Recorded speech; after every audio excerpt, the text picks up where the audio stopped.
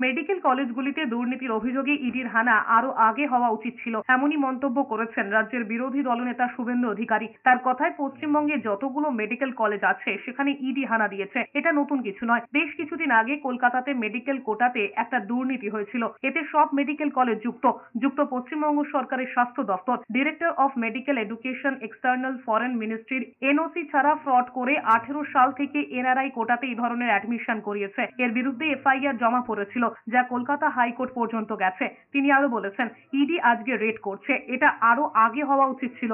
শুধু medical college নয়, director of medical education সহ আরো অনেকে বিপদে পড়বে এটুকু বলতে পারি। যারা ভিকটিম তারা তার কাছেও এসেছিল। আমাদের electronics complex PSA NRI medical কোটাতে অ্যাডমিশন নিয়ে একটা দুর্নীতি হয়েছে। এতে সব মেডিকেল কলেজ যুক্ত পশ্চিমবঙ্গ সরকারের স্বাস্থ্য দপ্তর।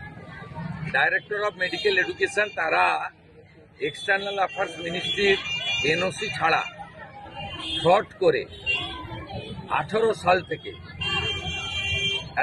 এই ধরনের অ্যাডমিশন করিয়েছেন এনআরআই কোটাতে। তারা ভিকটিম, যারা কমপ্লেনার তারা আমার কাছেও এসেছিল।